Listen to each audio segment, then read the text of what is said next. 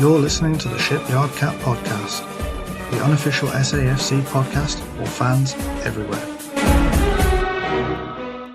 Hello and welcome to another episode of the pod. I'm your host tonight because we lost, Kev, and I am joined by Robin, who's going to support me in our loss against Port Vale, and I suppose Adam's going to take part at some point. Lads, how are we doing today? Yeah, well, I'll come in obviously as co-host because Adam doesn't like to do losses. So, yeah, I'm all right, mate. I'm really disappointed with the result, but let's get back to the more important things, as in the Premier League. Indeed, yeah. Thanks for hosting again, Kev. Yeah, I know I'm meant to do my normal duties, but hey, it's only fair that I give it out to you two now and again to take the reign. Hey, it is what it is. Look, yeah, we could do a full review on what was a rubbish game, but like Robin said, we'll keep it short and sweet on the Port Vale loss. It was what it was, and then we'll obviously talk about the Premier League at the weekend. So, yeah, Port Vale, obviously, like we said in the preview, we're going to be up for a scrap. We knew the pitch would be a bit of a leveler. I think mistakes were probably made in the prep for the game where we should have, would have, and could have done things differently. We knew Port Vale's pitch was going to be bobbly. We knew it was going to be scruffy. We knew it was probably going to be a bit of a draggy type pitch. So why do we then persist on training like we do if we were playing at the Stadium of Light or at, a Premier League ground? I'm sure the club would have been able to have contacted someone in the area and said, can we play on your training pitch or can we use your facilities to get more established? I get it was a short turnaround, but we could have probably prepped for this a bit better. And I just think that we shouldn't blame the pitch for everything, but it didn't help. No, you're 100% right there, Kev. Didn't help. The problem is at the level that we play and have played, like in the Championship as well, the facilities at the academy, we're playing on perfect pitches. And this is the difference. I think maybe it was a bit naive of Regis to think we could continue to play our passing out from the back style of football.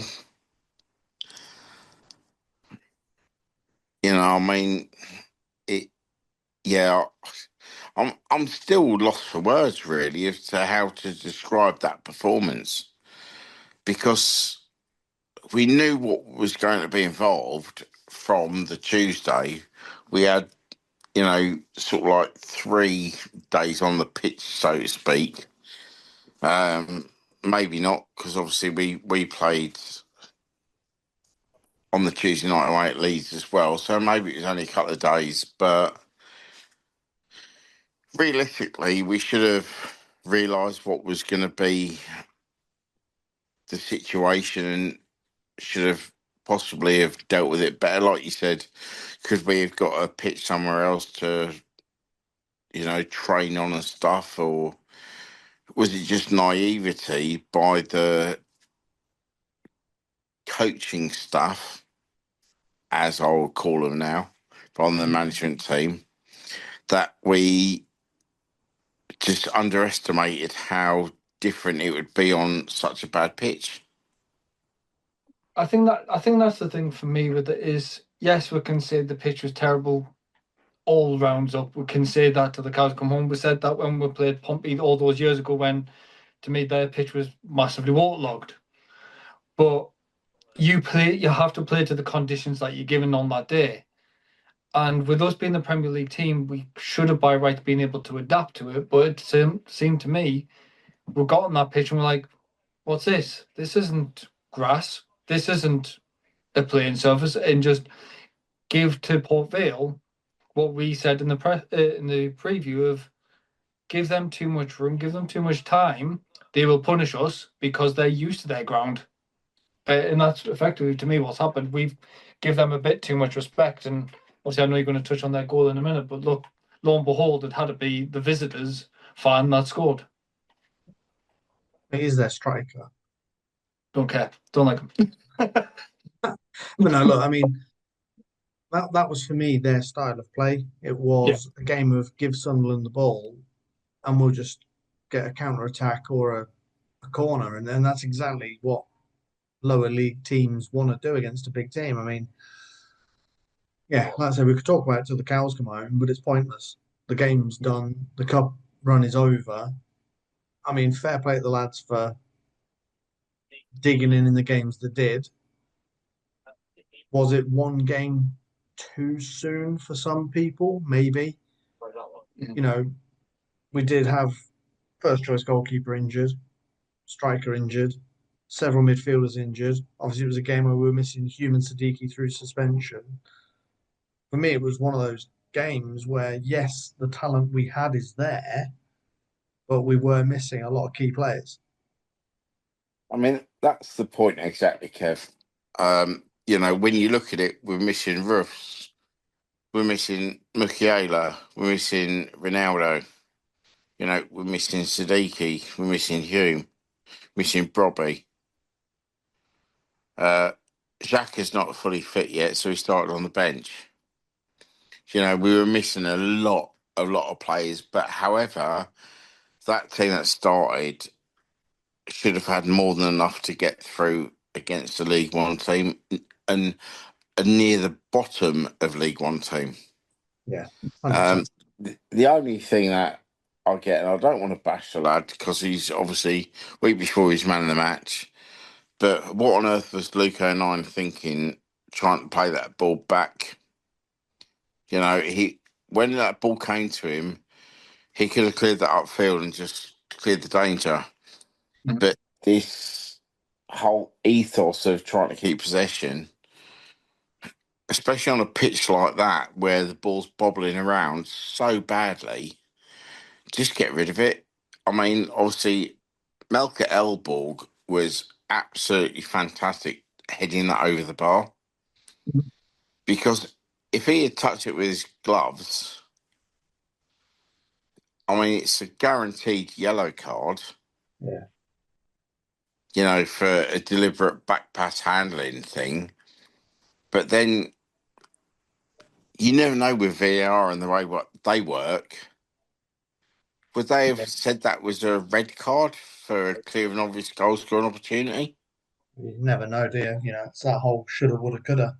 And this is the thing. I mean, he did absolutely amazing, but it was from that one ridiculous back pass by Luke that put us under pressure. And then they had two corners, which the first one we had a chance to clear and we didn't. And then we conceded on the second one again when we had chances to clear. Yeah. It was a really, really scrappy goal, which shouldn't. That situation should never have happened. Mm-hmm. And look, I mean, we can talk about that till the cows come home. Yeah.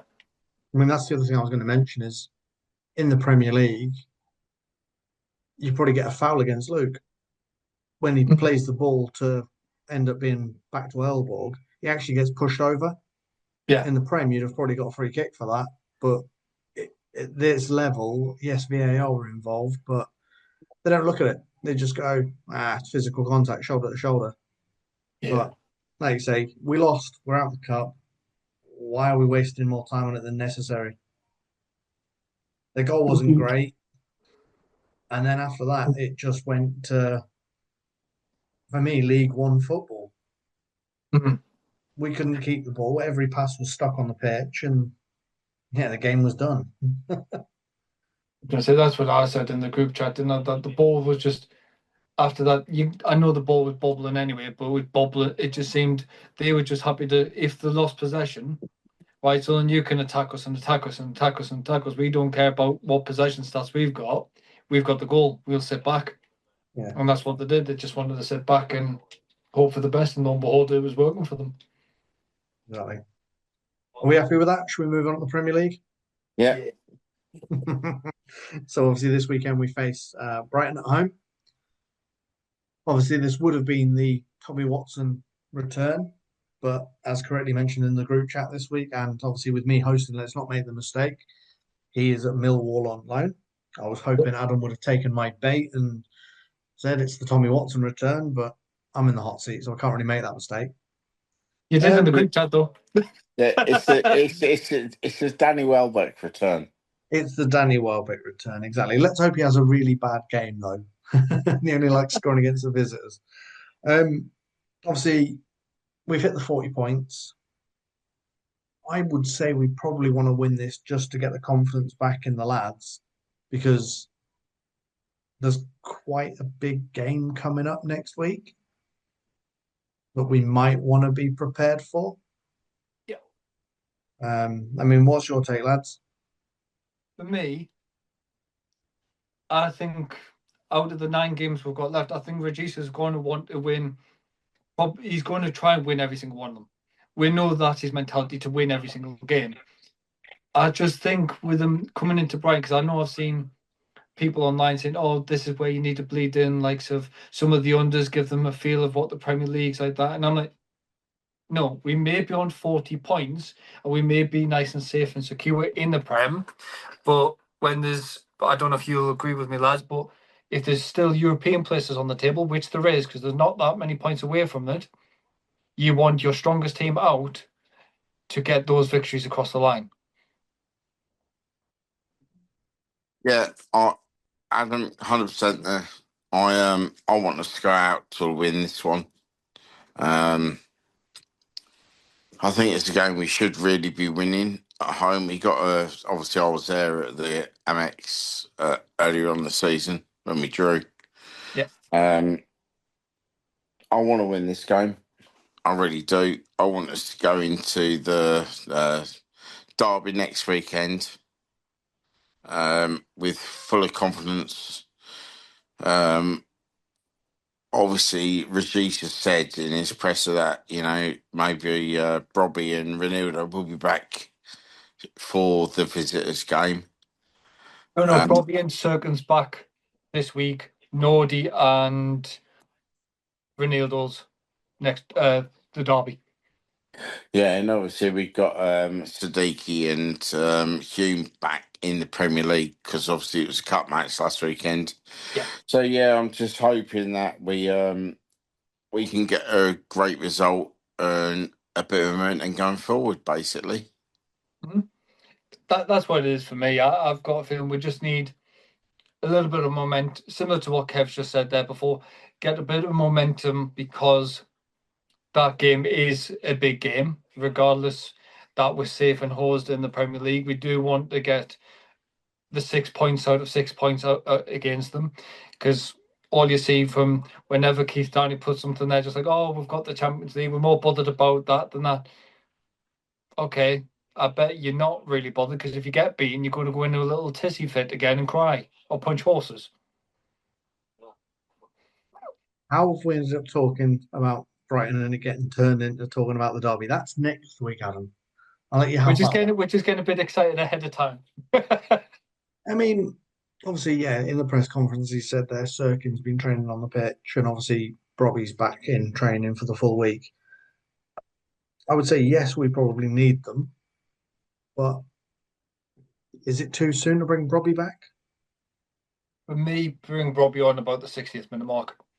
Give him some extra minutes, give him the 20, 30 minutes just to get him ready, because we know that next week is going to be a physical game and we need the physical side of Robbie. As for Sirkin, if he's well enough, for me, bring him in.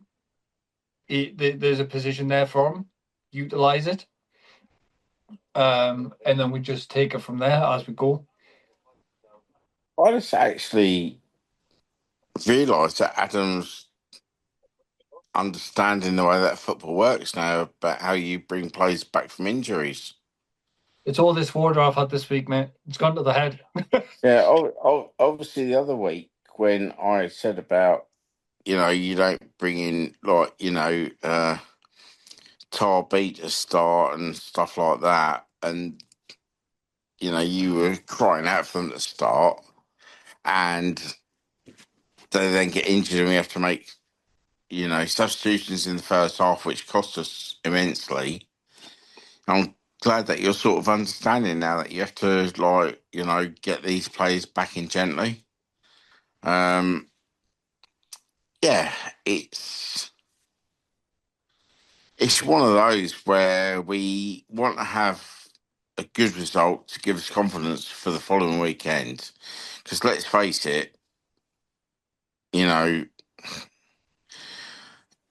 if we get a draw against Brighton or a win or whatever, it's basically about getting everybody through that game until the following weekend to me.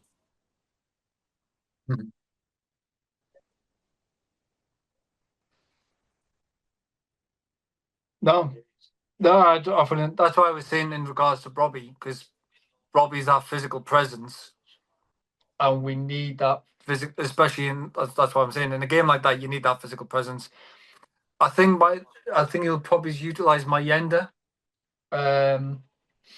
this weekend again, because Mayenda's similar to Robbie at the minute. The way he's moving, his strength, his speed.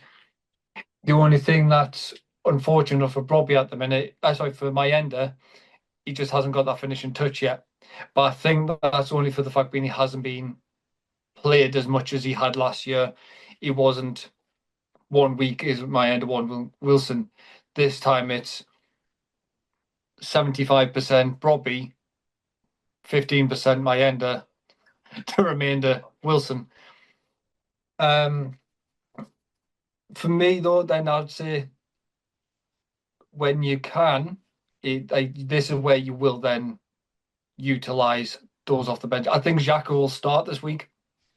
I think this will be the game that he'll come back as the first teamer, so to speak, that we already know he is, because I think what they wanted to do against Port Vale was say, right, this is a physical League One squad, which will go for your ankles, not the ball. Rest up. We will get you back as and when you're ready. And I think that was the big thing for that. I don't know what your thoughts on that, Robin, if that was possibly Yeah, why. I'm not going to agree with that, Adam. To be fair, I think the Port Vale thing, I think we underestimated them. I think we didn't do the research on the pitch. I think we played the wrong tactics. But we said that before anyway. To me, with this weekend, I do understand what you're saying about bringing in Xhaka. I think if he can last 90 minutes, I think he should start.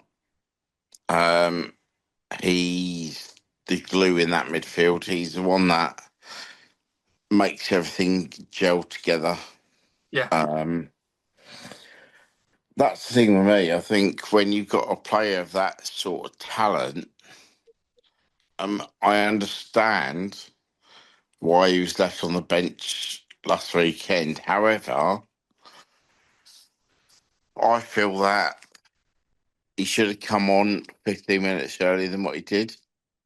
Oh, yeah, agreed with that. Yeah. But unfortunately, we don't know what Rajiv was told and the stats he was given, because a lot of football now is stat driven by the medical team, and they might have said that he couldn't go on before that time scale. As a grassroots coach that I did, and doing my bit in an academy and that, I hate that. I hate other people getting involved when you have a player that's fit to play and wants to play, and they're saying, "Oh, you can only play him X amount of minutes." I really despise that, to be honest. Yeah. That is a big part of the modern game now, though, isn't it? There's a lot of science in the background that we don't necessarily, as fans, kind of get to fully understand. Obviously, when we all go home after a game, if you ever watch, generally it's the away teams post-match interviews on their socials, you tend to see players doing sprints and runs after the games. And I think Mhm. they're generally the substitutes that have either not been used or have had very minimal game time to try and use up some energy that they will have kind of built up in not being used. But You would see that sometimes with us as well. Like if we, they say, I know we don't want to think about obviously the League One days, but say if you look at like say, I think it was the year one when we played Oxford, you could see up and down. Luke was running up and down doing short runs. So it's that kind of thing, isn't it? Like you're talking about that, utilizing it and getting them some minutes, so to speak, in the legs. To be fair though, Adam, at Oxford, you could see me running up and down the car park to get to the pub. Um, True. It still hasn't been built. but yeah, they have to expend a certain amount of energy nowadays to for their fitness and etc. I mean, look, I don't understand fully, even though what I've been involved with the game, I don't get the sports scientist things with subs and that. To me, if a sub's not played or has only played a few minutes, I don't understand why you have to run him to death at the end of the game, which they do. Because they do. We see it. Anyone that stays behind at the Stadium of Light sees teams coming out and stuff and doing sprints and started doing like the old beep tests and stuff like that just to prove what they've got. And Yeah. yeah, I do understand they have to use a certain amount of energy, to keep their fitness levels at a certain thing.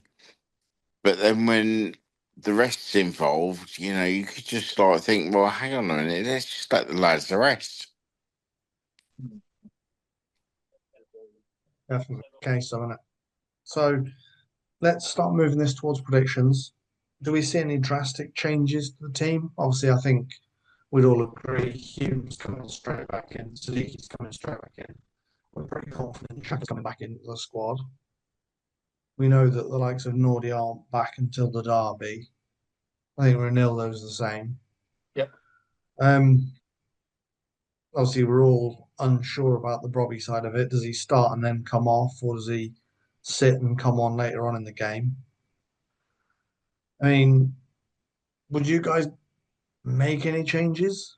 Is Angulo fit? I don't know what that wasn't really mentioned in the post match. Yeah, for me, there's no real changes. I think Reek probably goes back to the bench if Sadiqi's back in the squad. For me, I wouldn't mind seeing Angulo again because the confidence is getting more and more.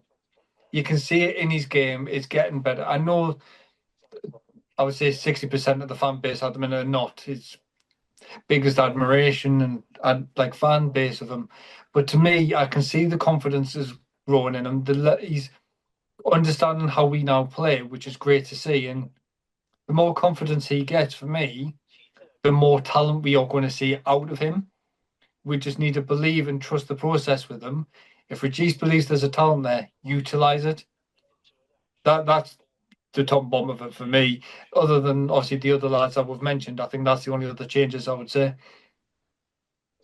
Yeah, I mean, to me, I'd probably, keep things as they were. Obviously, we're going to have enforced like substitutions and stuff, and I do believe that Steaky and Hume should come back in the team. Yeah. Um, yeah, obviously, Elbow's going to start in goal. Look, it's a real tough one. I think Shaka needs to start. My biggest thing is that I do believe, whether it's Mayenda or Isidore, we're really, really weak up front.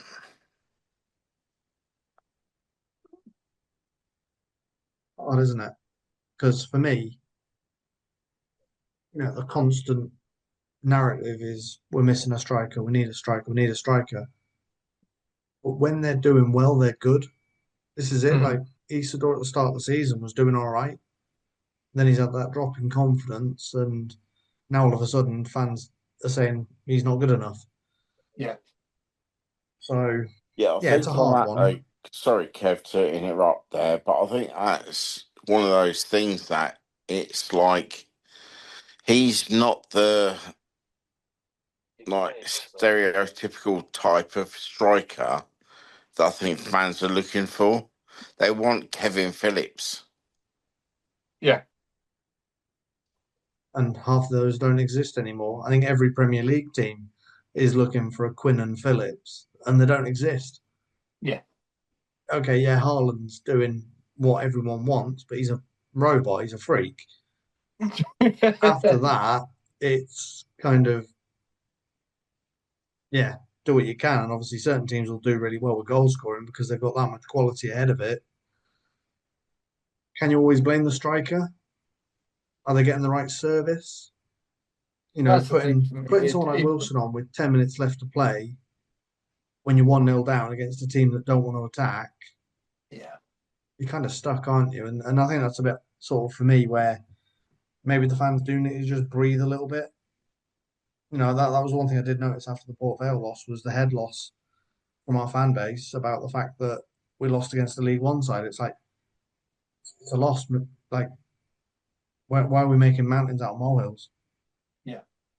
Regardless if it's a Port Vale or a Brighton, a loss is a loss. You get experience from it and you move on. Yeah, and fans calling for Regis. Oh, we've Yeah. lost 3 games in a row now.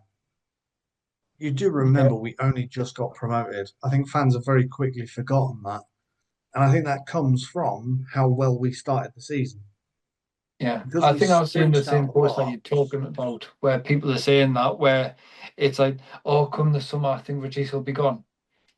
Why does Regis need to be gone in the summer? He's got us promoted for a start. He's got us mid-table, possibly fighting for Europe in the first season back in the Premier League. Why are you going to get rid of a manager that's just done that? We're not Spurs. Well, I mean, let's not talk about them, they're a mess. But no, look, we could talk all day long about, what could happen next. We've got 9 games left, and then we'll probably have that conversation. But yeah, for me, I think, we should try and use Brighton as a bounce back. So let's get your predictions, lads. I mean, Robin, I'll go with you first because Adam's decided to just be here to keep the numbers up. As usual. Yeah, no. I think it's going to be 1-1. Fair enough. Simple as that. Adam? 2-1 for me. I think we're going to 2-1? get. I think we're going to bounce back. I think we'll concede first because Brighton are a decent squad, so I think they'll get the nick an early goal, and I think we'll just have something about us to actually pull it back and get 2 goals. Fair point. I mean, for me, I was hoping just a nice, easy sort of 1-0 kind of gig for us. But as kind of Robin's alluded to, where's the goal coming from is one of the Yeah. problems. Um, Neither side at the minute renowned for scoring goals. Yeah, that's well documented. Brighton aren't exactly the brightest spark for goals, but they do have players in there that can get them. I don't know if Danny Welbeck's going to be fit or not. I've not read anything about him being in or out, but you would probably expect him to try and score if he is playing. Yeah, they also don't concede a lot of goals either. Yeah, that was one thing we said when we were at the Amex. They were very hard to break down, weren't they? But no, I think that's everything really, lads. I mean, have you got anything else you want to throw into the mix? The only one last thing I'll say is we had a lovely appearance in the unders the other day when we beat the Leeds unders 5-2 by Mr. Abdullah Bar. He somehow got dug up and found his assisting boots because he got an assist in that game. So there is an Abdullah Bar out there. Yeah, I mean, look, at the end of the day, it's probably about right that he's getting himself in and amongst the football now because Yeah. he'll be looking to get a move, I suspect, and also the club will be wanting scouts to see him to get him a move. Exactly.